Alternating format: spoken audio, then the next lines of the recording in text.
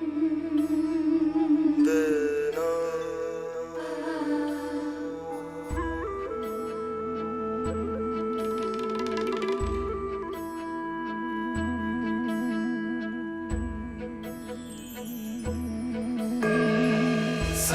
कथा, पुरुषार्थ कथा, सुनो सुनो सिद्धार्थ कथा।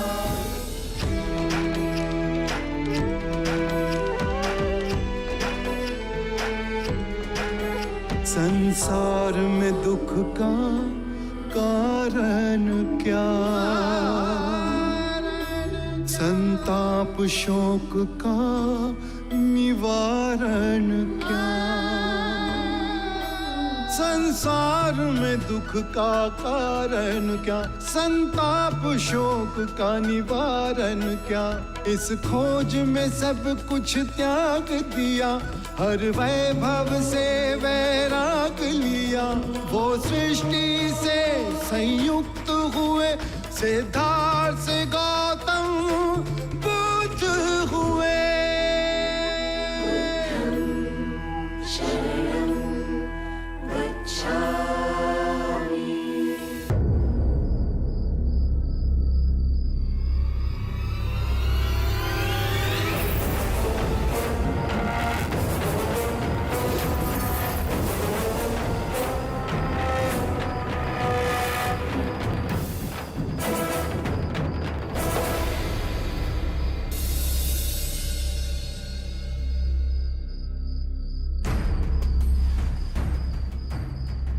लो, आज मैं अपना क्षत्रिय धर्म तुम्हारे चरणों में रखता हूं।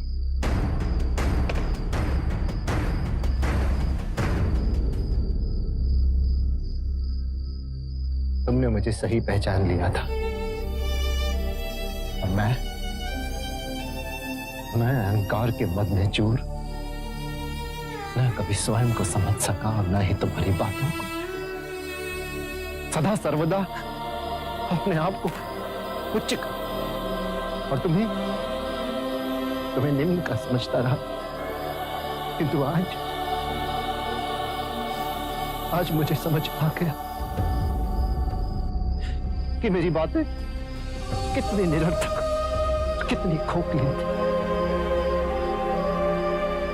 देखो सिद्धार्थ, देखो बुद्ध, ये देवदत्त आज फिर से तुमसे पराजित हो गए। जब तुम यहाँ सच्चे मन से आए हो तो जय पराजय का भाव तुम्हारे मन में कैसे उत्पन्न हुआ?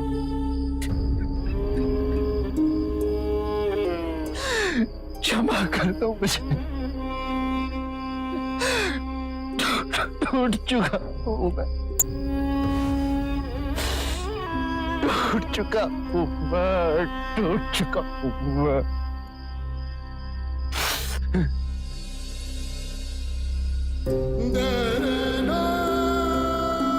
यही बात महत्वपूर्ण है देवदत्त, और इस पीड़ा से मुक्ति की चाह तुम्हारे अंतर में परम शांति का द्वार खोलेगी।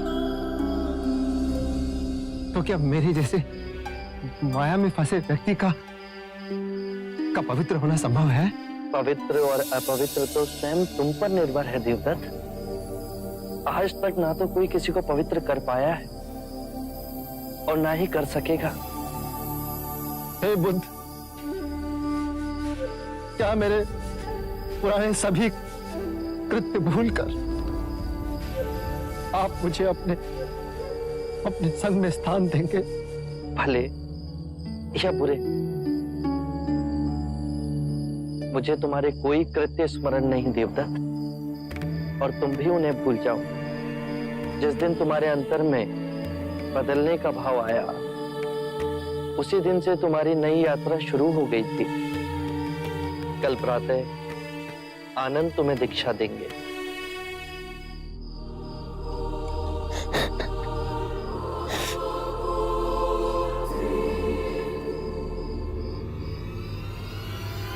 अब तुम्हारा आसन डोलेगा बुद्ध, मेरा सब कुछ छीना है तुमने, पर अब तुम्हारा नेक नाम छीनूंगा मैं।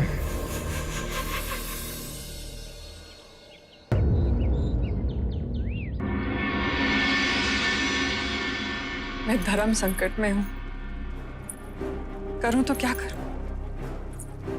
अपनी प्रेम की आहुति देश के लिए चढ़ा दूं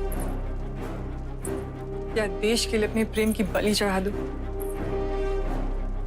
अगर जीवक ना होता तो देश के लिए अपने प्रेम की बलिदान दे देती। मैं मां भी हूं, मुझे जीवक का भी सोचना है। उसका सोचूं तो लगता है अजात शत्रु से विवाह कर लेना चाहिए। जीवक के भविष्य में मगध का सिंहासन होगा। जीवक अब बालक नहीं है देवी, वो क्यों अजात शत्रु को अपने पिता के रूप में स्वीकार करेगा? क्या वो आपकी बलि देकर मगध के सिंहासन पर बैठेगा या फिर बुद्ध के मार्ग पर चलेगा? हर दिशा में अनेकों प्रश्न हैं। अब जो भी निर्णय लेगा जीवक ही लेगा। अजात शत्रु को रुकना होगा। ओम भगवते भिक्षाम देहि। आप आइए।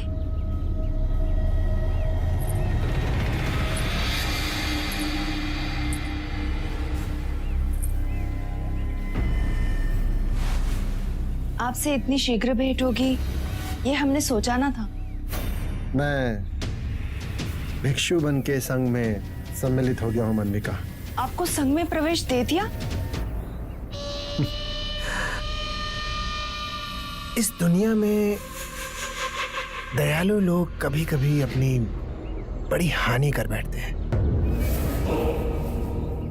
बहरहाल तुम पे मेरा एक ऋण है और अब समय आ गया है कि तुम अपना वो ऋण चुकाओ मनविका। आपने जो मुझ पर उपकार किया है उसे मैं कभी नहीं भूल सकती। उसका ऋण मैं अवश्य चुकाऊंगी। हे ईश्वर, तूने मुझसे मेरा सब कुछ छीन लिया, इसलिए अब मैं तेरा संसार त्यागने जा रही हूँ। क्यों बचाया मुझे? क्योंकि आत्महत्या काहे करते हैं जिसने तुम्हें विवश किया इस कुएं में स्वयं को धकेलने के लिए। प्रतिशोध लो उससे। मैं उससे प्रतिशोध नहीं ले सकती। बहुत बड़ा मनुष्य है वो। स्त्री होके पुरुष को वश में नहीं कर सकती। उस पर कोई वशीकरण काम नहीं करता है। वो महात्मा है। कौन है वो? बुद्ध। बुद्ध? क्या किया है बुद्ध ने तुम्हारे साथ? ये सुखी संसार को आग में झोंक दिया उसने। मेरा पति जो मुझ पर प्राण निछावर करता था, उसके प्रभाव में आकर घर गृहस्थी मुझे छोड़कर एक भिक्षुक बन गया और जीते जी मार दिया है मुझे। पर तुम सुंदर हो, चाहो तो कोई और पुरुष तुम्हारा हाथ थाम सकता है। नहीं, एक नारी के नारित्व का अपमान कर कर गया है वो। पूरे गांव में मुझे कलंकित कर दिया। सब सोचते हैं कि शायद मुझ में कोई दोष है। अगर मैं जी नहीं सकती तो मर तो सकती हूँ। जिसने तुम्हारा घर, तुम्हारा संसार विध्वंस करके रख दिया, चैन से जिएगा? हाँ, मैं एक निर्धन निर्बल स्त्री और कर भी क्या सकती हूँ? अरे स्त्री अगर चाहे तो लोहे को भी पिघला सकती है, और तुम कायर हो। कायर नहीं हूँ मैं। प्रतिशोध लेने की हिम्मत है तुम्हें? हाँ है, किंतु मुझे समझ में नहीं आ रहा कि मैं कौन सा मार्ग चुनूं। मार्ग मैं दिखाऊंगा, तुम वही करोगी जो मैं कहूंगा। बुद्ध से कैसे प्रतिशोध लेना है, आप बस मुझे इतना बताइए। प्रतिशोध तो ऐसा होगा मानविका कि बुद्ध स्वयं आत्महत्या करने पर विवश हो जाएगा। उसके भिक्षु उसे गालियां देंगे। प्रतिशोध तो ऐसा होगा कि तुम्हारा अपना पति तुम्हारे चरणों में गिरकर क्षमा की भीख मांगेगा। अब तुम्हें क्या करना है वो ध्यान से सुनो।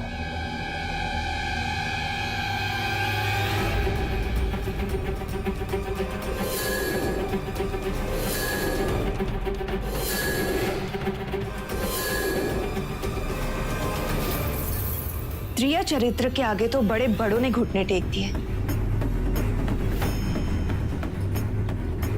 अब देखना मैं क्या करती हूँ।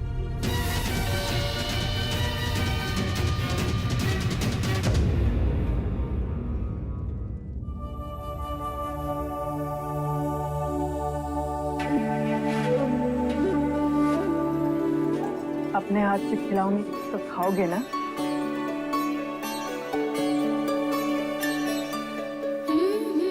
माँ बनने में कितनी विडंबना है। अपने शिशु के लिए हर क्षण उचित और अनुचित के बीच चुनाव करना होता है। अपने पुत्र के लिए निर्णय करना सर्वथा कठिन होता है। पता नहीं फल अच्छा हो या बुरा। यदु ने मुझे सारी बातों से पहले अवगत कर दिया है। मुझे तुम्हारी सलाह चाहिए। इस बार मैं जीवन के 2 रास्तों में हूँ। यदि मैं मगध की महारानी बनती हूँ तो भविष्य में तुम्हें मगध की राजगद्दी मिल सकती है। और वैशाली में देशद्रोही होने का कलंक आप जीवन भर उठाएंगी। आप अपने पुत्र के लिए अजात शत्रु पर भरोसा कर रही हैं। वो अजात शत्रु जिस पर भरोसा किया ही नहीं जा सकता। पर जीवक, तुम्हारा भविष्य। जो भविष्य अनिश्चित है उसके लिए मैं अपनी माँ को उनका वर्तमान बिगाड़ने दूं? तुम्हारे उत्तम विचार। ये मेरे विचार नहीं है माँ, ये उनके विचार हैं जिन्होंने मेरे जीवन को नई दिशा दी है। माँ, मैं राजा बनना नहीं चाहता।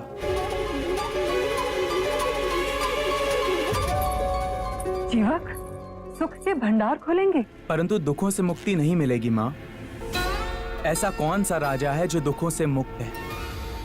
माँ, जिन्होंने मेरे दिशाहीन जीवन में नया मार्ग दिया हो, उद्देश्य दिया हो, मैं उनकी शरण में जाना चाहता हूँ। बुद्ध की? हाँ माँ, मैं बुद्ध के संग सम्मिलित होकर भिक्षुओं की सेवा करना चाहता हूँ। मेरा वैद्य बनना सार्थक तो हो माँ।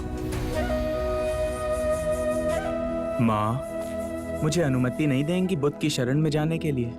धन्य हुई मैं तो जैसा पुत्र पाके जिसने बिना एक क्षण विचलित हुए राजगद्दी को ठुकराकर बुद्ध का सेवक बनना चाहा।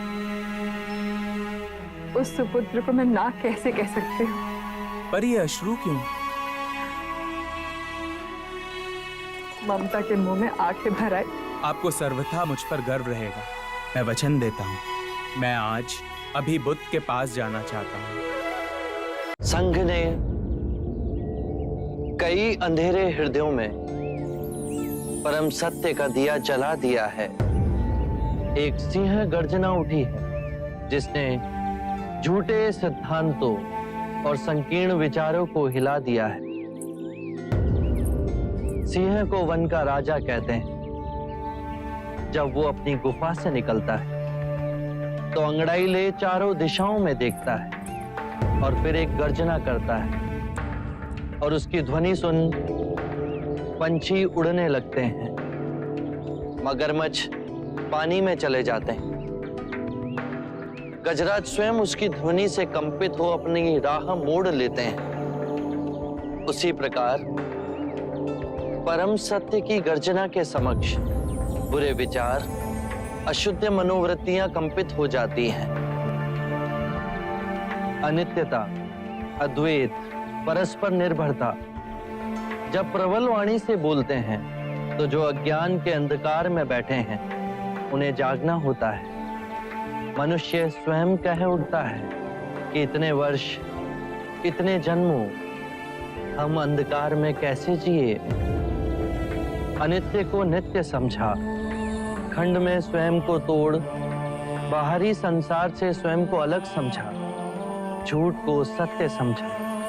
अब समय आ गया है कि अज्ञान की इन दीवारों को ध्वस्त किया जाए।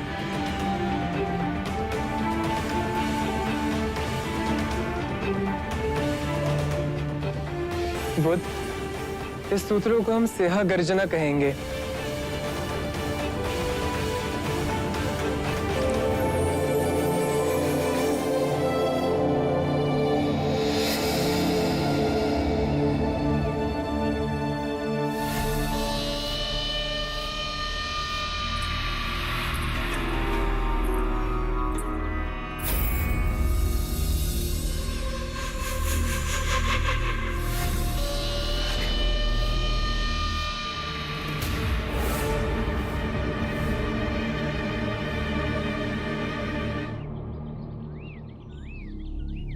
आपका आपका परिचय? दौमुख। दोमुख। बंधु दोमुख, इस स्त्री के मन में बुद्ध के लिए कोई विशेष आदर है? हाँ, मैंने भी इसे पहले यहां देखा है, बुद्ध के पीछे पीछे जाते हुए। अच्छा, बड़ी विचित्र बात है, नहीं? क्या? एक स्त्री का इस तरह बार बार बुद्ध के समक्ष आना, उसके निकट आना।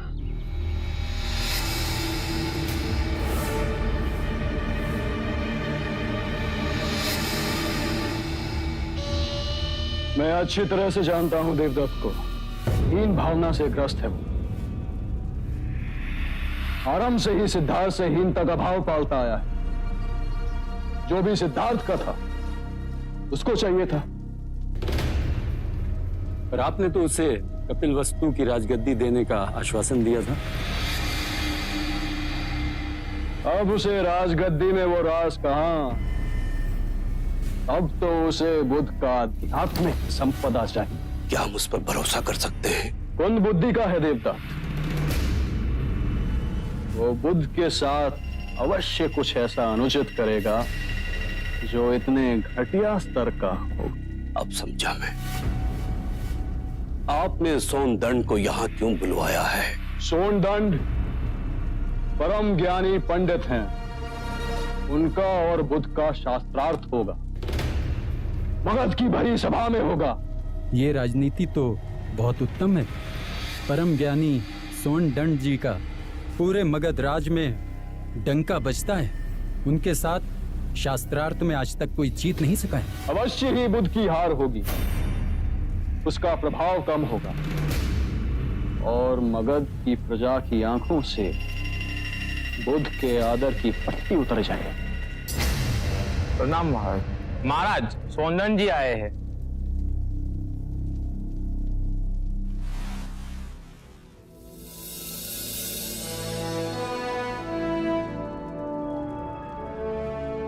महाराज, मैं घाघर सरोवर से आपके निमंत्रण पर आया हूं। किस कारण विशेष से आपने मुझे स्मरण किया है?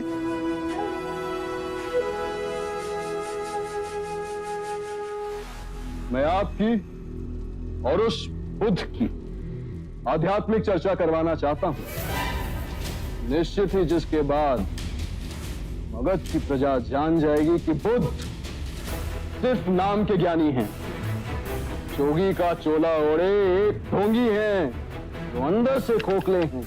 महाराज, यदि आपकी यही मंशा है तो मैं तैयार हूं। इससे मुझे और बुद्ध को अपने अपने ज्ञान की जानकारी हो जाएगी और साथ ही साथ प्रजा का भी लाभ होगा। सोनदंड जी, प्रजा का लाभ बाद में, महाराज का लाभ पहले। इस चर्चा में हमें अपने ज्ञान की वृद्धि नहीं करनी है, अपितु उस बुद्ध को पराजित करना है, उसके व्यक्तित्व की धज्जियां उड़ा देनी है। मगध की लाज आपके हाथों में है सोनदंड जी। आशा है आप हमारा शीश बुद्ध के सामने झुकने नहीं देंगे। ये तो मगध के सम्मान की बात है, ऐसा ही होगा। आप एक बार बुद्ध को मेरे सामने बिठाइए तो सही, फिर देखिए कैसे मैं वेद, उपनिषद और दर्शन के सिद्धांतों में मैं उन्हें उलझाता हूं। कुलगुरु, आप बुद्ध को हमारा निमंत्रण भेजिए। जो आज्ञा महाराज। और आप आज से ही तैयारी शुरू कर दीजिए। जो आज्ञा महाराज। ये दाव आपका व्यर्थ नहीं जाएगा।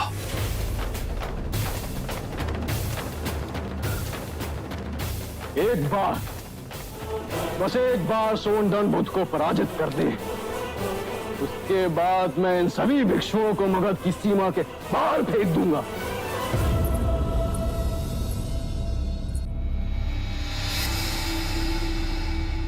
सुनिए सुनिए, ये फूल बुद्ध को।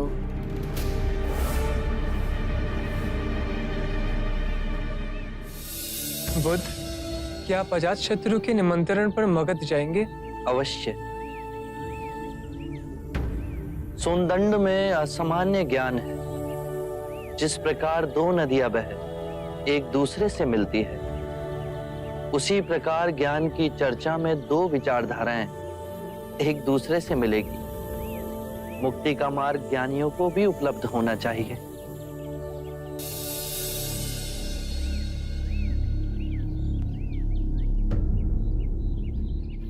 सुधा,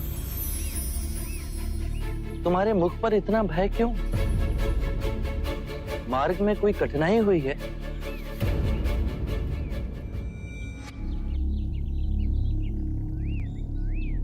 निर्भय होकर कहो।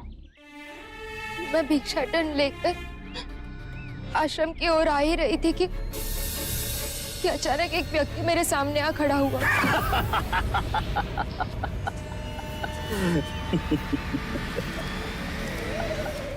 उसकी आंखों का भाव देख मैं डर गई। फिर आपके वचन मुझे स्मरण हुए और मैंने तुरंत अपनी सांस को साधा ताकि मैं शांत और होशपूर्ण रह सकूं। कृपया मेरा मार्ग छोड़ दे। मैं बुद्ध की भिक्षुनी हूँ। जवान हो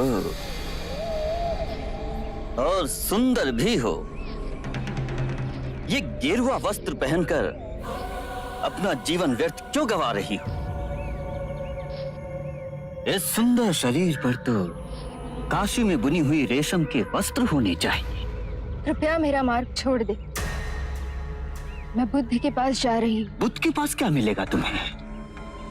मेरे साथ चलो, मैं तुम्हें शरीर सुख की अनुभूति करवाऊंगा।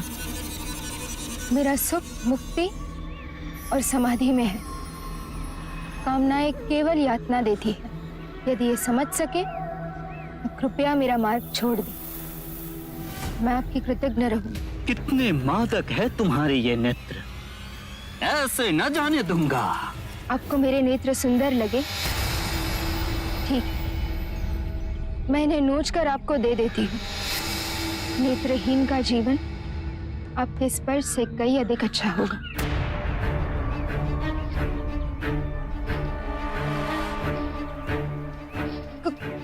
कदाचित आपको यह स्मरण नहीं कि कौशल, मगध, वैशाली और शाक्य देश के राजाओं का यह आदेश है कि जो कोई भी बुद्ध के भिक्षु या भिक्षुनियों को हानि पहुंचाएगा उसे मृत्यु दंड दिया जाएगा। तुम अपने प्राण गंवाना चाहते हो? क्षमा कीजिए, दोबारा मैं किसी स्त्री के मार्ग में नहीं आऊंगा। बहन, आप जिस राह पर चल रही हैं, उसी पर चलकर अपने लक्ष्य की प्राप्ति करें। आज आपके बताए हुए मार्ग पर चल तो आज अपने शील ना बचा पाती। यदि ये किसी और भिक्षुनी के साथ घटित हुआ तो? तुम्हारे साहस और अविचल भाव की मैं प्रशंसा करता हूँ। सदियों से पुरुष ने नारी को अपनी वासनाओं से उत्पीड़ित किया है। उसके अंधेपन और क्रूरता को रूपांतरित करने में कई सदियां बीत जाए।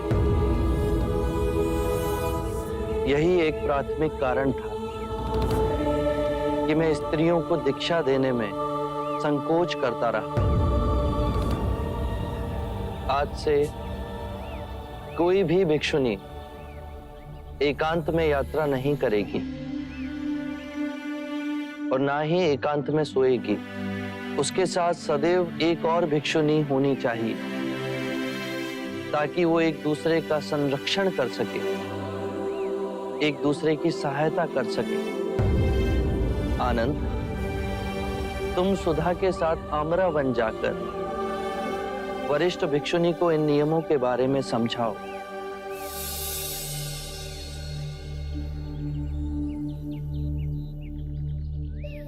सुनिए, आप यहाँ खड़ी खड़ी क्या कर रही हैं? मैं ये पुष्प बुद्ध को देना चाहती थी। मैंने इनको पुकारा भी था किंतु इन्होंने सुना ही नहीं। आप पिछले कई महीनों से बुद्ध के उपदेश सुनने आती हैं, हर दिन उनके दर्शन करती हैं, तो फिर आप भिक्षुनी क्यों नहीं बन जाती? मैं भिक्षुनियों के कठोर नियमों का पालन ना कर सकूंगी। जैसे आपकी इच्छा। यदि पुष्प आप भेंट करना चाहती हैं तो आप अंदर जा सकती हैं बुद्ध के पास। बुद्ध की कुटिया। बुद्ध की कुटिया कहाँ है ये मैं भली भांति जानती हूँ। ठीक है, आप जाइए।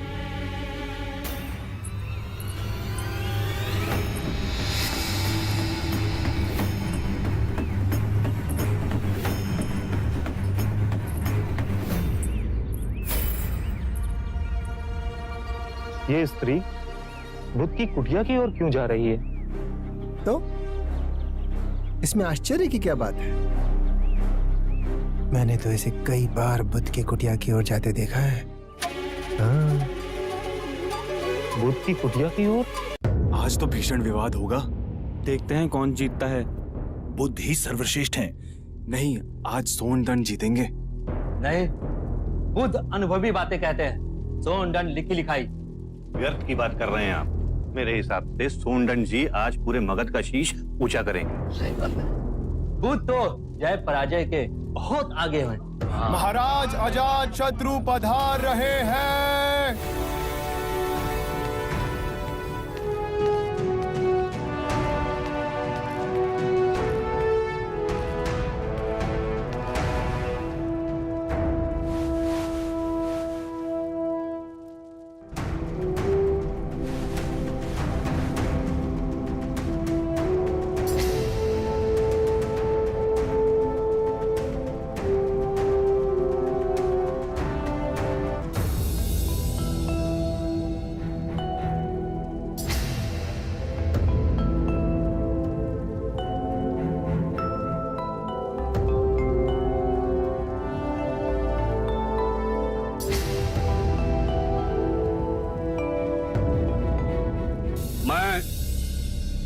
महाराज की उपस्थिति में वंदनीय बुद्ध और परम ज्ञानी सोनदंड का इस राजसभा में स्वागत करता हूं।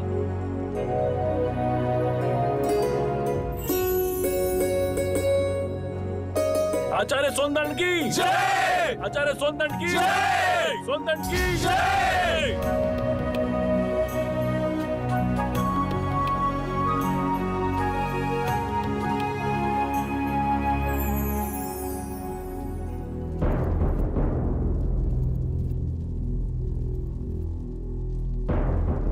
आज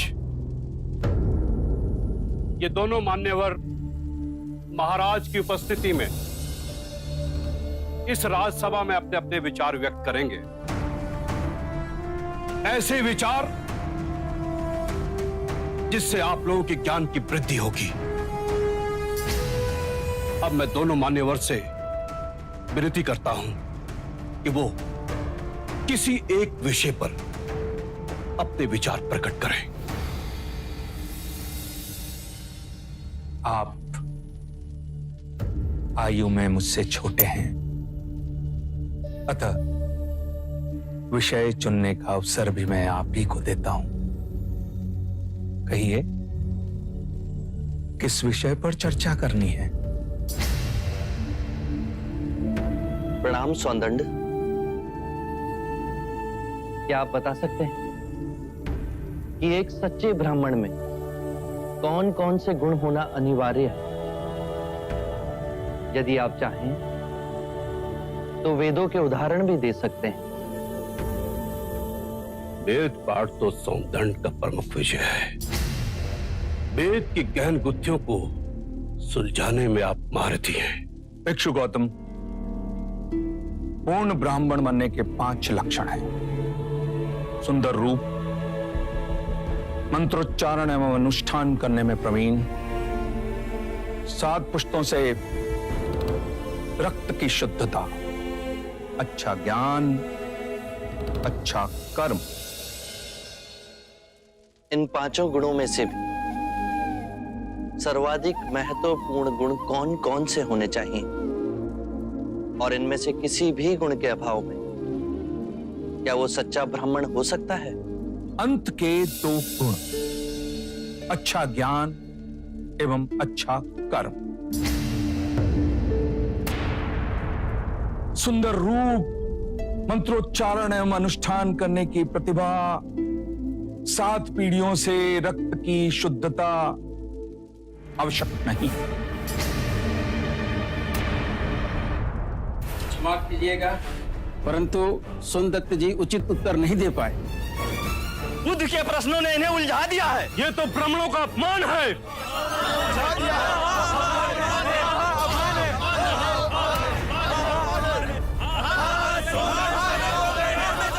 आदरणीय सभागण, यदि आप सौंदर्य में आस्था रखते हैं तो कृपया कर शांत हो जाइए, उन्हें अपनी बात कहने दें। यदि आप उनमें आस्था नहीं रखते हैं तो आप में से जो चाहे इस विषय की चर्चा को आगे बढ़ा सकता है। मैं आप सभी के प्रश्नों के उत्तर दूंगा।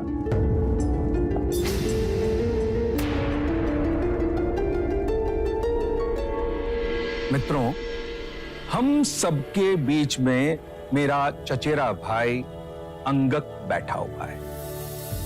अंगक रूपवान है, उसका आचरण कुलीन और उत्कृष्ट है। उसके बाह्य सौंदर्य की बराबरी केवल भिक्षु गौतम के साथ ही की जा सकती है। 2 परिवारों के रक्त की शुद्धता उसके अंदर बह रही है। वेद पाठ का ज्ञानी है, ये 3 गुण तो उसमें है। पर यदि विचार के रूप में देखें कि अंगक मदिरापान करता है, हत्याएं करता है, बलात्कार करता है, झूठ बोलता है, चोरी भी करता है, तो उसके बाकी के गुणों का कोई मूल्य ही नहीं रह जाएगा।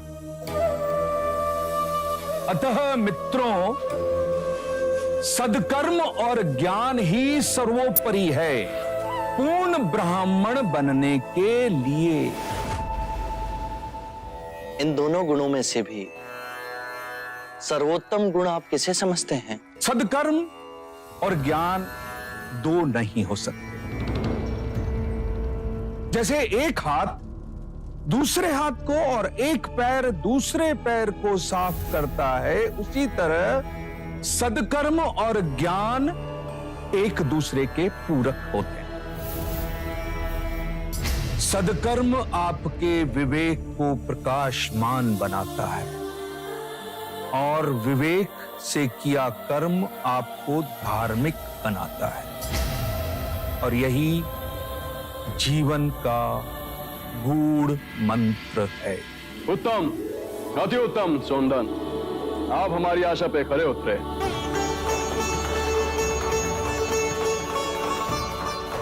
बुद्ध, अब आप बताएं कि हमारे परम विद्वान सोनदन से आप क्या पूछना चाहते हैं? सत्य कहा सौंदर्य आपने। सत्कर्म और ज्ञान जीवन के सबसे मूल्यवान गुण हैं। क्या आप बताएंगे कि सत्कर्म और ज्ञान को उच्चतम कोटि तक कैसे विकसित किया जाए?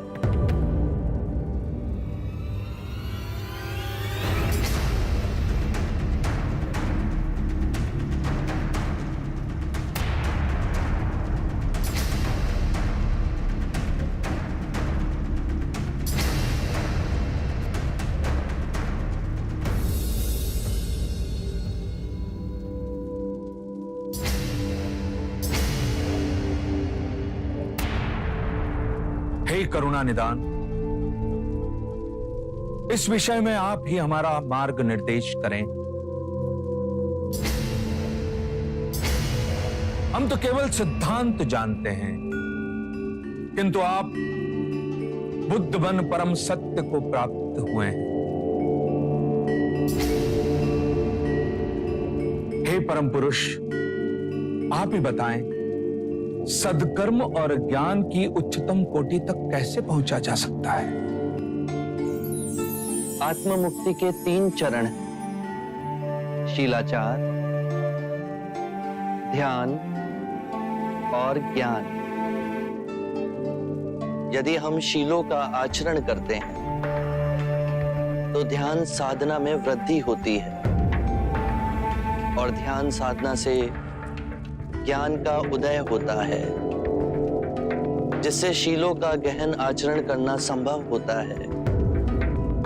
इसके द्वारा काम, क्रोध, मोह, माया, तृष्णा से दूर हो आत्म मुक्ति, शांति और आनंद को प्राप्त कर सकते हैं।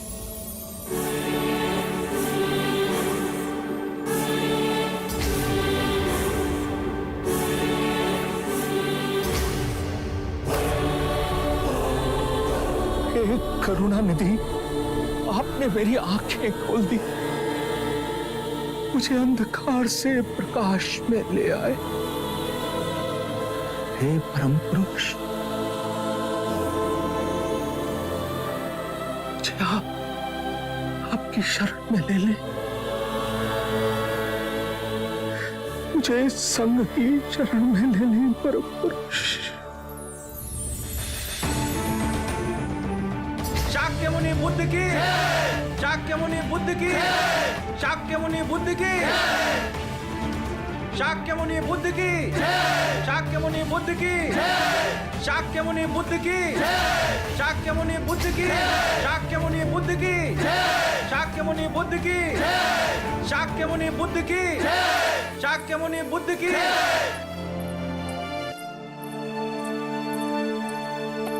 रुक जाओ। कौन हो तुम? इस तरह से राजसभा में आने का अर्थ समझती हो? आने के लिए विवश थी मैं इस भरी सभा में बुद्ध से कुछ प्रश्नों के उत्तर चाहती हूँ। तुमको जो कुछ भी कहना है बुद्ध के संग में जाकर पूछ सकती हो। चलिए जाओ यहां से। कुलगुरु, पूछने दीजिए इसे, अगर बुद्ध को कोई आपत्ति ना हो। क्या पूछना चाहती हो तुम? मुनि गौतम, आप धर्म का बहुत उपदेश देते, आपका मान सम्मान भी बहुत है, किंतु आपको मुझ अबला की कोई चिंता नहीं, जिसे आपने गर्भवती बनाया है।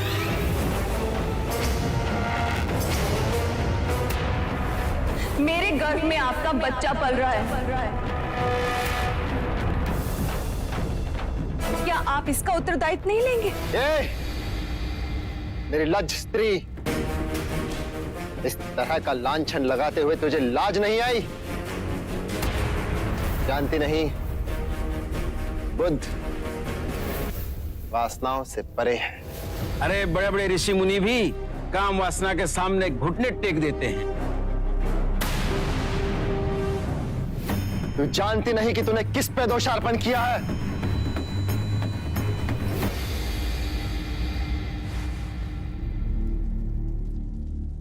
पुत्री, केवल दो ही लोग इस बात की पुष्टि कर सकते हैं कि ये सत्य है या असत्य, और वो हैं तुम और मैं।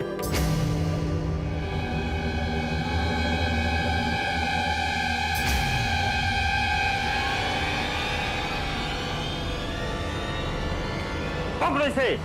महाराज, यदि आपकी आज्ञा हो तो इसे पकड़वाएं, इसके मुंह से सच उगलवाएं कि किसका पाप ये बुद्ध के गले बांधना चाहती है।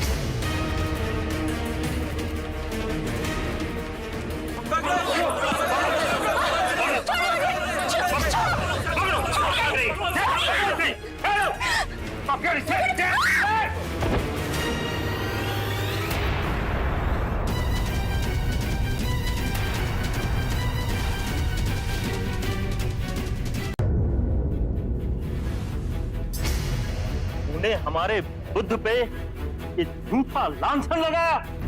अब तेरे मुंह से ये सच्चाई उगलवाएंगे कि किसके कहने पे तूने ये काम किया है।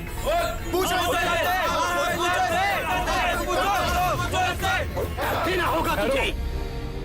पकड़ लो इसे। महाराज, कृपया कर इसे जीवन दान दें। इसके मन में पश्चाताप है। मैंने इसे क्षमा किया।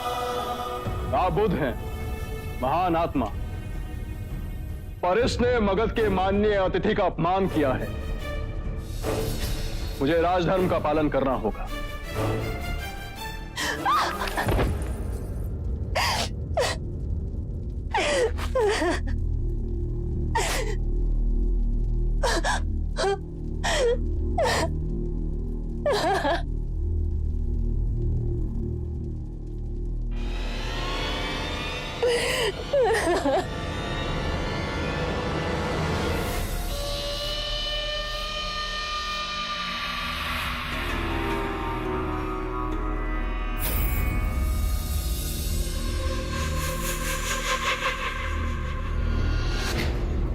मेरा अंदेशा सही था।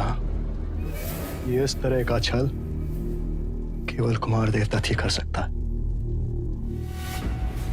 मुझे पता नहीं था कि तुम्हें तो कभी कुछ पता ही नहीं होता। जब तुम क्रोधित होते हो तो मति मारी जाती है तुम्हारी। अब देखो, उस दिन क्रोधित हो तुमने हमारी मैत्री को ठुकराया था, किंतु आज इसे बंदी बना हमने अपनी मैत्री को निभाया है। स्त्री को इस तरह कारावास में जीवित रखने का कारण? हमारा करुणा से भरा हृदय कुमार देवता। इसे बंदी न बनाते तो ये बुद्ध के चरणों में गिर इस कुकर्म के लिए उकसाने वाले का नाम बता देती। तुम्हें संग से बाहर फेंक दिया जाता और फिर कुमार देवता तुम घर के रहते न काट के।